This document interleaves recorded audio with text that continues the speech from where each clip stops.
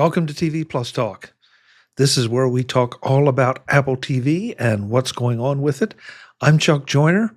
She's Charlotte Henry. Charlotte, good to see you. Hello. Hello. Nice to see you, man. Good to see you. Good to see you. You've been keeping busy? Always keeping out of trouble, yeah. And as ever, there's always a lot for us to discuss. When we started the show, we were like, we'll fill it out once a month, maybe. There'll be stuff to chat about. It's a cool platform. And now every week we're like debating how to cram everything in. It's a nice problem to have for us, but it's also a nice problem for Apple TV because they continue to hit things out of the park.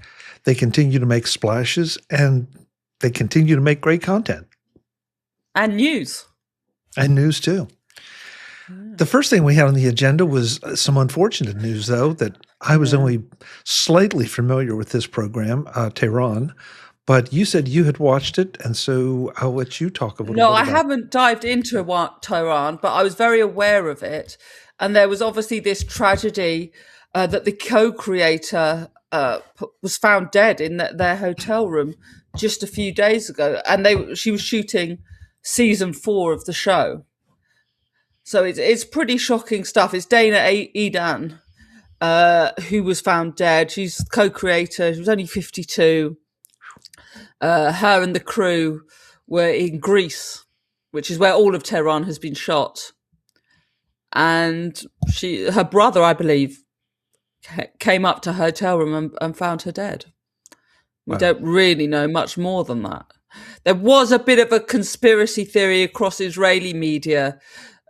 She was Israeli. She was doing a thing about Tehran. There was a few conspiracies sort of floating around, which is I don't really like. But it sadly sounds like she might have taken her own life. We don't really know much more than that.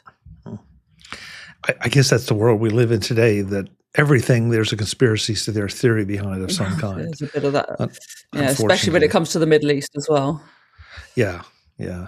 I'm with you. I was aware of this show. I know a couple friends that have said you have to watch it, and it's just been on my list for a while, and I just haven't gotten to it. And I'm embarrassed to say that now that you say they're shooting season 4. So there are 3 seasons out there that I haven't touched yet. Yeah, I mean, and it's been a huge hit for Apple, as far as I can tell. It's been pretty popular. There's been big guest stars and all sorts of things. And obviously has sort of proven itself to be rather timely as well. But yeah, this is just an awful story of someone losing their life really very young. Yeah, and especially, as I understand it, she was the head honcho on the show. I'm not sure if she actually created it, but she was running it. She was the co-creator. So, and it's very unfair for us to make any comment beyond what we already have because we don't know what happened. But at the end of the day, we send out condolences. No matter what the circumstances, that's a tough situation. It's a terrible situation. The show was actually originally made for Khan, which is Israel's public broadcaster, and then it was swept up by Apple. As I say, it's proven to be a huge hit. And she co-created it. It's won a bunch of awards, and yeah, it's just it's a terrible story. And I suspect as these things inevitably happen, you learn more and more as time goes on about what was going on. But I sort of thought we just had to start reflecting on this kind of tragedy, and there's been this. Apple said it was quote unquote deeply saddened, and then the rest of its quote was Dana's vision, dedication, and leadership were instrumental in shaping Tehran into the globally acclaimed series it is today. I have to say that feels a bit corporate speak for someone that's just lost their life. But anyway, it's not much more to be added, really. Just a terrible, terrible story. Yeah, and, I don't think we should lose the fact that they were shooting season 4. And we've talked on here a lot of times about shows that get canceled, how they get canceled, how Apple TV just they don't flog a show to keep it going. And so obviously Tehran was something that is well worth watching. And Dana Edan had created a huge hit. It Yeah. become a huge, huge hit. Yeah, she was one of the driving forces. So it's a bit of a it's no question it's a loss. And yeah, that is somewhat corporate speak. On the other hand, there's not much, especially when we don't know the circumstances. Sure, So sure. Well, on to some more positive things after that sad start. Um, the MLS, Major League Soccer, is back on Apple TV. I think I'm right in saying this is a condensed season because what they're trying to do now is line up the MLS with the European football seasons, which go from kind of August to May. And I think, and America, you guys being Americans, had to try and do it differently and try and run it at a completely different schedule to us. And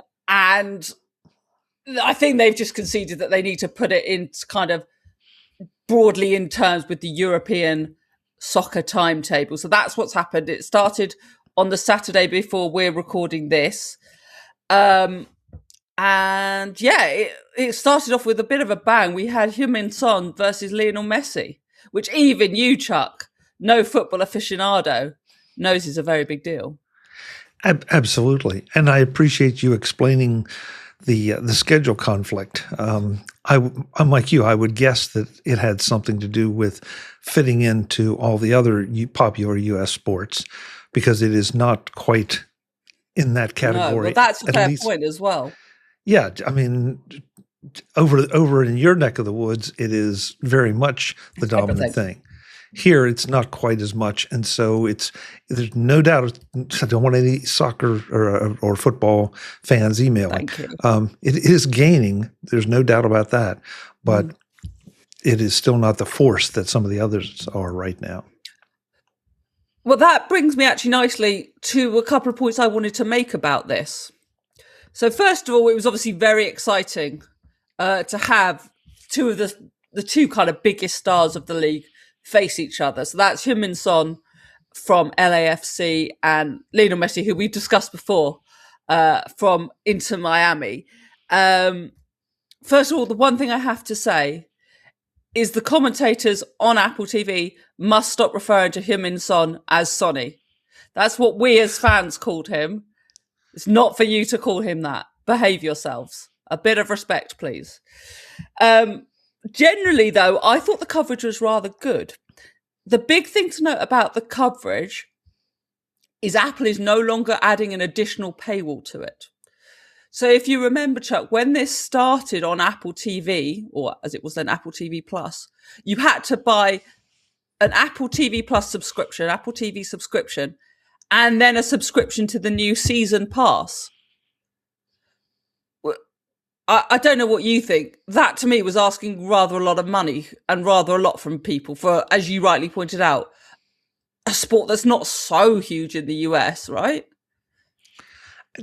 I have mixed feelings about this. Okay. Because it was a dedicated kind of thing. It made sense to me that the fans were going to want it, and the ones that did want it would pay for it. I'm not sure that maybe it didn't limit its exposure, and right. So now they've taken the paywall away. Will that help drive the interest? Well, it certainly can't hurt it. It certainly makes it more accessible. So, I think you can look at it as a couple different ways. Is this a short-term thing because it was not as successful as it could have been? Or is it a long-term play to get more people involved and interested and paying attention to it, especially with Messi and Son playing?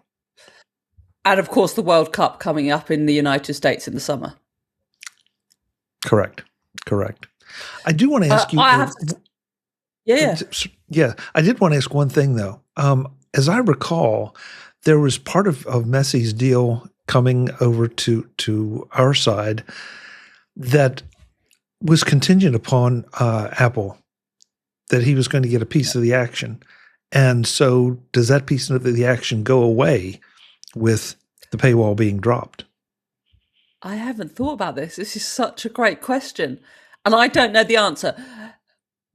My guess, though, if I can be so bold, is that Lionel Messi is not being shortcut and he's not going shortchanged. I suspect he has enough people around him that they're sorting it out. But you're absolutely right. That was a part of the deal, that he got a part of a subscription. Although it might be he got a take of Apple TV subscriptions, or that's how they'll do it. But you're absolutely right. He did get a piece of the action. You're totally correct. I thought I remember you. I don't follow it, but I thought I remembered you talking about that, which I thought was a very, very interesting negotiation point that he and his people had done. And to your point, maybe it was Apple TV subscriptions.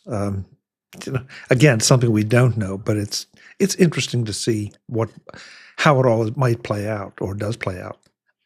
Oh, it was a really interesting deal, and I'm really pleased you sort of raised that. On my antenna, I missed that, and you're right. That was a thing that was done, and it's really really interesting. There was a couple of fun bits as well from the coverage, if you don't mind. Please. First of all, so I accept that this is me watching it at midnight on a Sunday night. So I'm always going to be a bit ready to go to bed at that point. But I thought there was a lot of pre-match build-up. And I was kind of like, okay, come on now. Can we just get to the action? Enough. Let's go. That might just be like, I appreciate if it's 7 p.m. on the West Coast, on the East Coast, the same on a Sunday evening, you probably don't feel the same. But even so, it was quite fun, actually. They interviewed I was watching the New York City game for a little bit on Sunday night, and they built up the goalkeeper for that team, Matt Freese, who's, I believe, going to be the US goalkeeper at the World Cup. They really built him up. And then within about 2 minutes, he'd conceded a goal in the game. So it was quite funny, and he flapped at the first thing that came his way as well. Also, I'm pretty sure in the build-up, the commentator or the host referred to we're getting close to kick, when he obviously meant kickoff. Now, I'm hoping it was just a slip of the tongue. Otherwise, that's totally unacceptable. And it would probably mean all Americans have to be banned from football, I'm sorry to say. Well, so to comment back, first of all, the build-up doesn't surprise me at all, because that's what the networks here, all of them do. It not was just very like that. The game just doesn't come on, and there's, in football or baseball or basketball, there's always the analysis and the analysis and the analysis of the analysis. Now, educate me so I don't get banned from football/soccer. What is the proper term for the opening, whatever it is? Is the proper term kickoff? Kickoff? Yeah. Okay. And I said, I'm prepared, unless I hear it again, I'm prepared to give him the benefit of the doubt for this moment. I'm just flagging it as an issue for future reference. I tell you a thing that I really like that Apple does, and I think American sports broadcasters do a lot better than British broadcasters, though we're getting a bit better at it. Within the Apple TV app, there are 10-minute and full match recaps of the game. So for me, I wanted to go to sleep, but I'm quite interested in what happened. I don't need to watch all 90 minutes of it, but I enjoyed turning on a 10-minute recap. It's slightly clunkily edited just because it's taken from the live commentary, not a, distinct package. But to be honest, it was quite a nice facility that Apple have built in really simply in the TV app, although some games do have the score on them before you see the recap. But as a general rule, I think they do the recap thing within Apple TV really nicely. So I did enjoy catching up on that. I have not paid attention to it that closely, Charlotte, I'm sorry to say, but I would think that's what we see here for the folks that are not interested in a particular sport. You inevitably see a highlight reel that you can consume in 5, 7, 10 minutes at most, for just about any game you want to. It would make, in fact, frankly, it would make it would not make much sense for them not to do something like that, because that's going to help, I think, drive the audience to say, oh, that was a spectacular play. And so I really should be paying more attention to this sport. And if not, at the very least, it drives people to Apple TV to see the highlights. Right, exactly. It reminded me, I don't know if you're not a particular baseball. Oh, you quite like baseball, don't you? You're a bit of a baseball fan. No, Oh, sorry. Chuck. I'm sorry. It's No. so relaxing. Yeah, that's Anyway, it. on You're right. MLB. You're right. It relaxes me to sleep. Yes. Yeah. On MLB TV, they do a similar thing where you can watch like different, cut up highlights of the game. And Apple did the same for the football, and it's done it really nicely. I'm kind of intrigued by this. I want to, before we finish off this segment, I want to come back to the key point you made at the beginning, because I really think this is what it's all about, which is accessibility and promotion of the game. Because we've talked before, if you remember, Chuck, about how Apple has sort of got out of this deal early, and I've certainly written about it on my newsletter. Things have not gone quite as well as everyone involved thought. Remember, this was a 10-year deal when they signed it. Like, that's, as well as I do, that in sports broadcasting, that's a lifetime. That's a huge amount of time. So they obviously thought they could grow this together. And I don't think it's grown as much as they want. So they've reconfigured the deal to get it in front of as many people as possible by putting it in front of the paywall. My personal instinct is that is the right thing to do.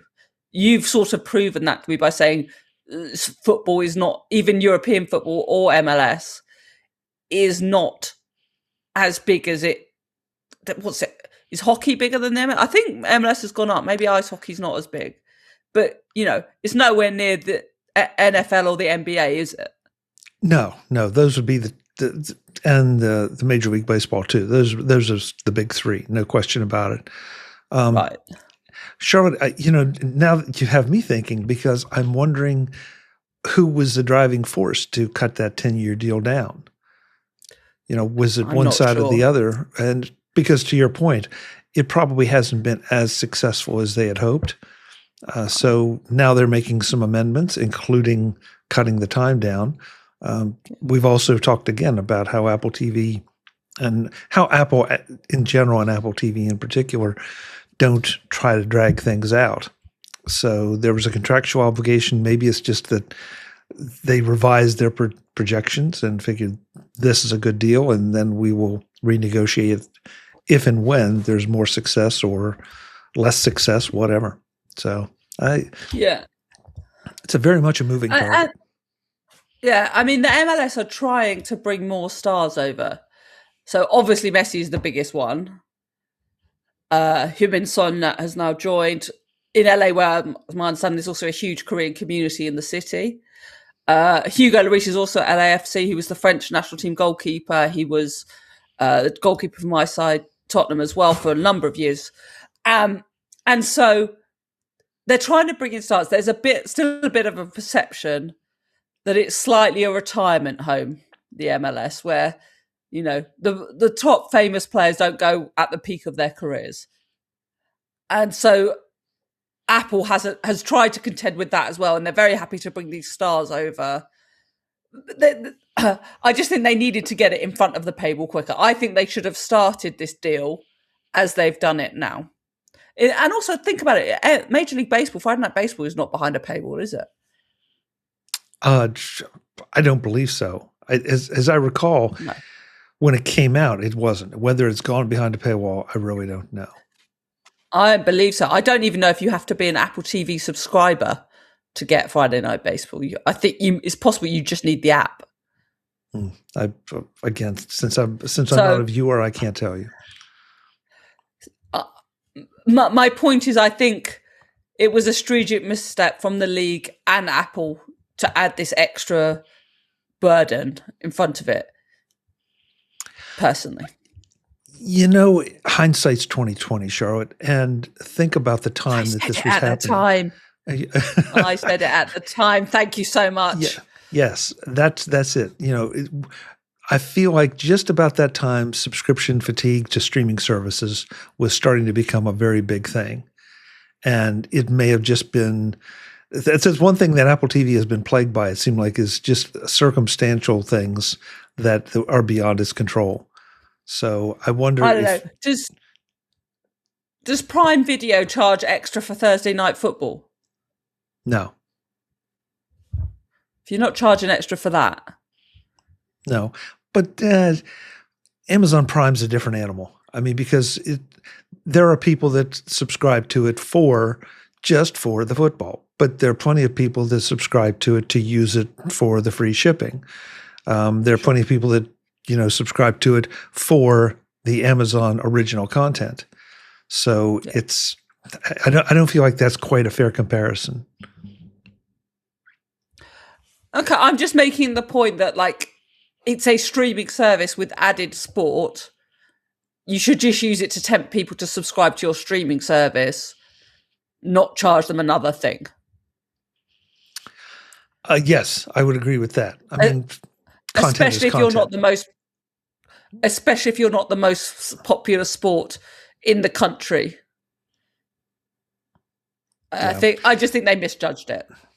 Well, there's one other factor I wanted to bring up, and I'm gonna show my age just a little bit, because as I grew up, soccer/football in the U.S. was there, but it wasn't a big thing. Now, at least in my part of the country, on a spring, summer morning, and sometimes fall, the fields are filled with kids playing soccer in leagues. Girls or boys? Both. Because it always used to be girls have always played football in the US, right? But it's never been quite as popular amongst guys as I understand it. The US women's team has always been far and away the superior one. Right. And now so I think there may be, a generational wave coming that is going to find a lot more interest in this. And, was that a misstep that because you're targeting younger, you might have been targeting a younger audience that doesn't have the wherewithal or the say in what the family subscribes to. So I think it's going to be interesting to see here in the U.S., Apple TV or not, how much interest there is in soccer/football. I don't know how to refer to it because I don't want to offend the UK viewers. I don't want to offend the US viewers. So I'm trying. We got to figure out a third term or something. But the game with the round ball. There you go. Yeah, the black and white round ball. I like it. I think it's just going to be one of those things that may not happen for a while. But I think there is a new appreciation for it with younger generations. That's really interesting. That's such an interesting point. Well, sticking with the sports theme, Apple has done a deal with Everpass Media, and that is a distribution deal basically for the sports programming on Apple TV. Now, as I understand it, Everpass seems to be the company that provides sports content in places like pubs and things. It's not a subscription service we would use as far as I could tell. But when I was going through this story on Sports Cow, that's how I read it. And also it showed to me that Apple is now a player in this live sports game, that this kind of deal has to be done. And it would seem to be a logical progression. As we've talked about so often here, that Apple, along with a lot of others, Apple wants to get into the live sports. So it would only make sense that if they're going to attract a live sport, if they're going to go and do the negotiations to get the rights to it, that they are able to show other distribution channels than just the subscription to Apple TV that you and I have. Right. Yeah. There are business options and core options. Anyway, it just reiterates to me, and remember, we've got the Formula One racing coming up in just a couple of weeks as well, I believe, which will be available in the US via Apple TV. It won't be here. It's just struck me as quite interesting how Apple is moving into this world. It's a world you're much more familiar with, Charlotte. The sports aspect of it, definitely. But there are all these channels, and I know we've had some discussions on my show about how we start to question just how far this can go. How fragmented can the NFL make their product? and not hurt the value of it. And because they seem to be scattering things all over the place. And so could they scatter And the something same with the onto? NBA, right? I don't follow the NBA, but that's certainly my perception as well. Hmm. So, I think this whole thing is in play. And I think I know you and I've had these conversations, maybe off camera, if not on, but I watch what the broadcast networks here are putting on TV, and it's just like, other than sports and maybe some news content, they've just surrendered to the streaming services. Oh, 100%. And it's just, Totally. I can't believe they just have just given it away, and now we're putting this mindless stuff on that I guess there's an audience for it, and I don't believe that any of our viewers would be part of that audience, because I just can't imagine sitting down and spending any significant amount of time watching this stuff. You being a snob, Chuck. No, I don't think so. I mean, look, there's still a couple dramas out there that are okay, but when I see game shows popping up on 3 or 4 nights a week in prime time, something's wrong. I have to be honest, there's basically nothing I watch live that isn't sport. The one exception to that was a number of episodes of The Traitors, because I didn't want it ruined for me. But that's basically it. If I want to watch a TV drama series, I just watch it on the streaming service. That's just how it is now. I don't disagree Someone with you. should write a book about this, Chuck. Do you have a chapter, Charlotte? I have many chapters. Streaming Wars, available now wherever you buy books. Thank you. Yeah. This show brought to you by. No, that's great. It is such a changing environment, and you just caused me to take a look in the mirror and say, I'm the same way. I tend to watch 99.9% of what I consume through a screen as entertainment as, at the very least, time shifted, and usually off of streaming. So, what was the last time you watched something that wasn't the NFL or golf live? Right. Well, you just took out the Super Bowl. You took out golf. So I maybe have the morning news on, the local morning news.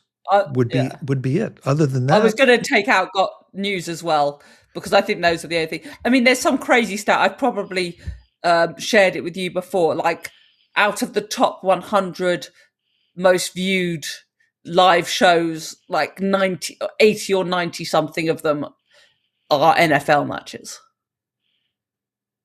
Oh, yeah. Yeah, I've seen that stat. Yeah. I can't remember the exact number. I should have it in front of me. Anyway, I think, I mean, I know the point you're making is that, and this is why they're doing a distribution deal with this Everpass company, is Apple is now in that world. It's realized it has to be, right? I think everybody has to be now. If this is their business, this has developed into their business, much the way that now it's been quite a while, but companies had to adopt email. Companies had to adopt websites.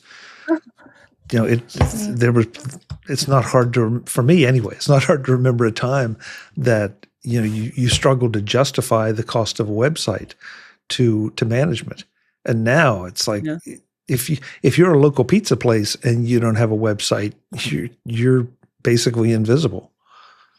Yeah. Okay, now I want pizza. With or without pepperoni?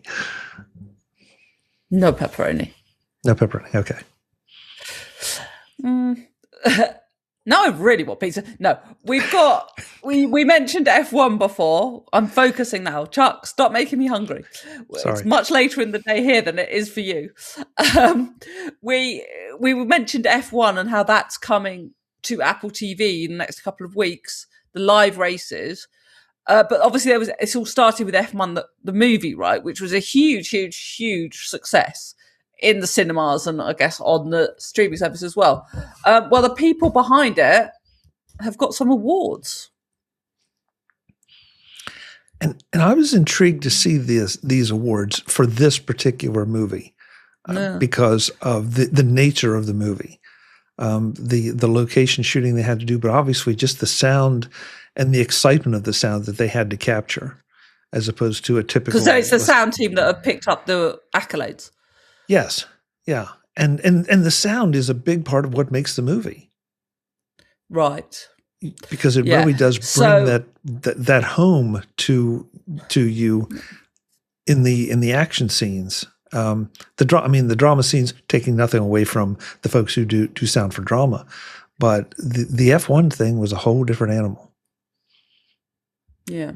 So the sound team on F1 the movie were honoured by the Association of Motion Picture Sound. They got that in the Warner Brothers office here in London. And then that was on Saturday. Then Sunday, they picked up a BAFTA as well,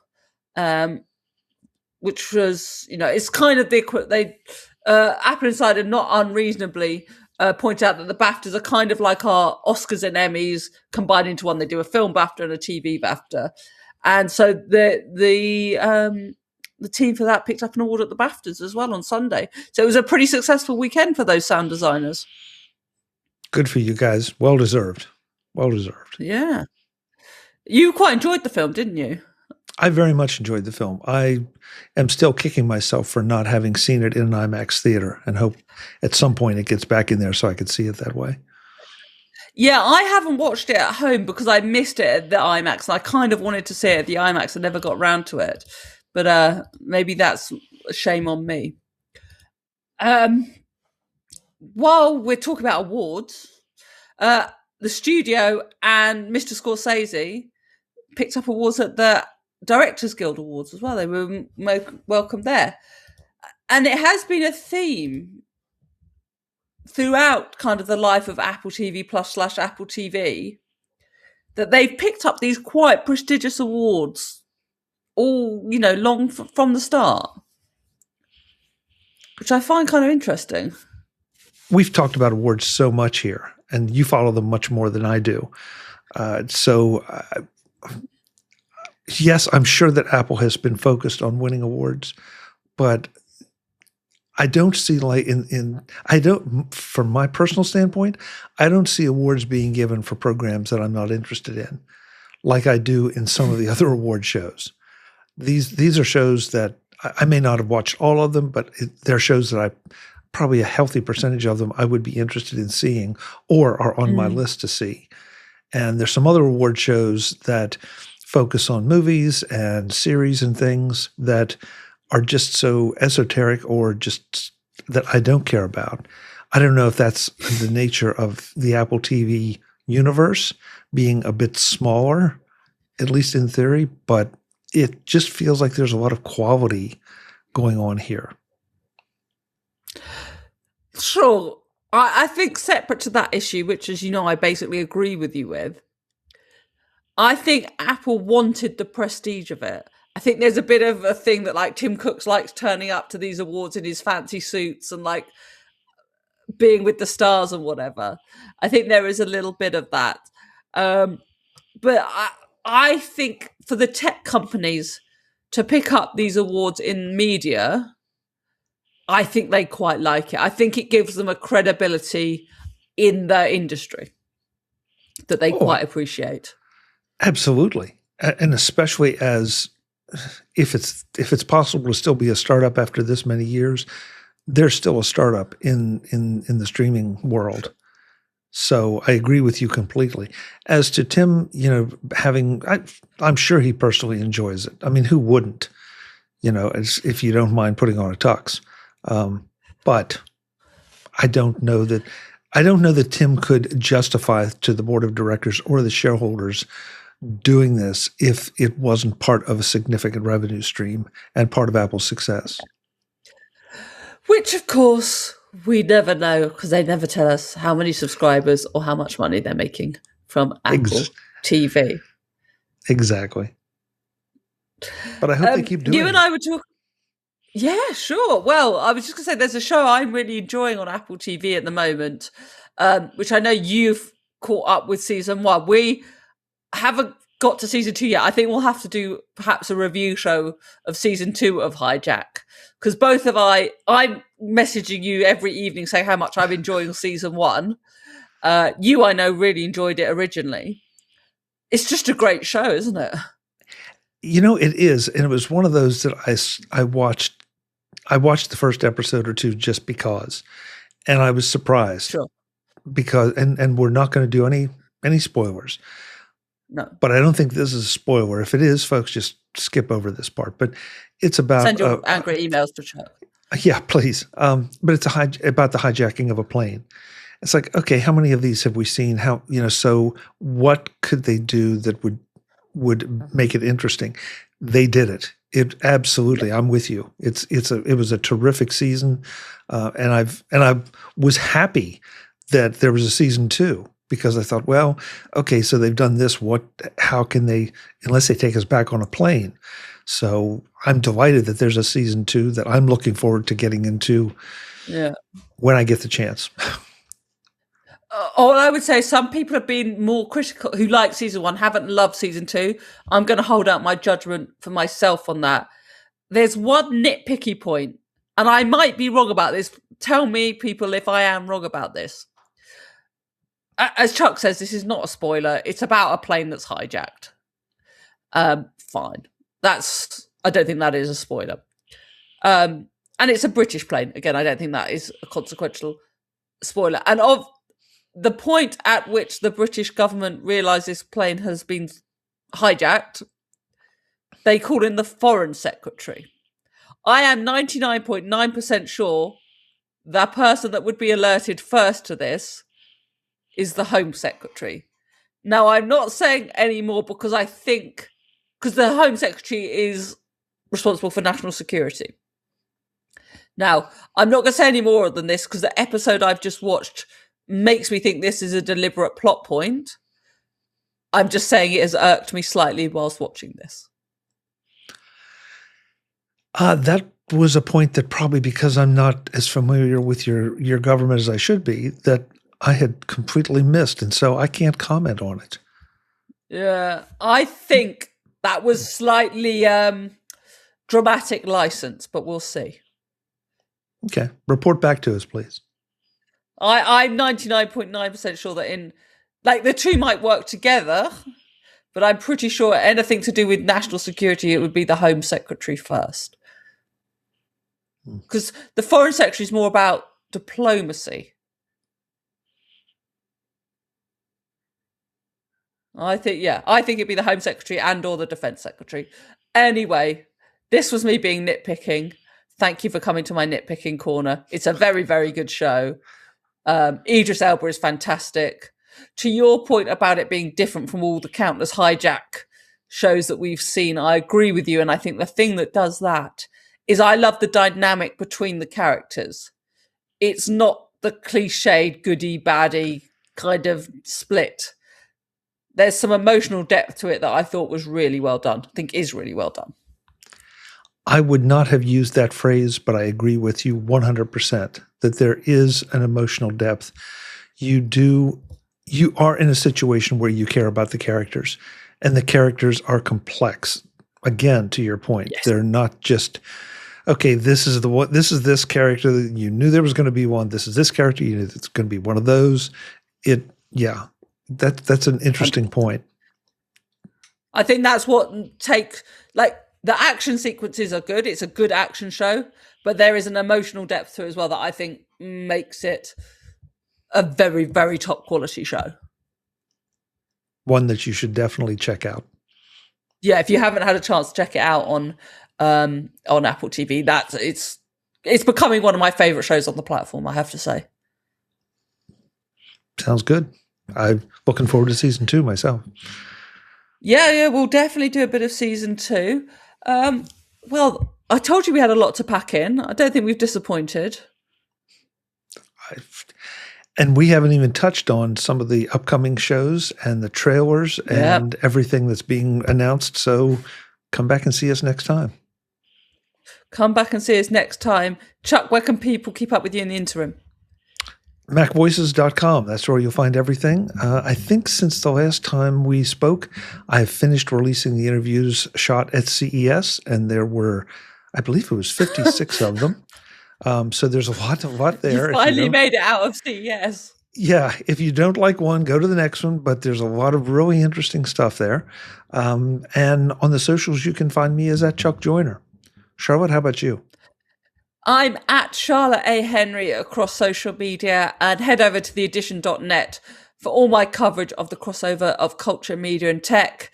And as I was saying before, my latest book, Streaming Wars, which covers all things streaming and entertainment, is available now wherever you get your books.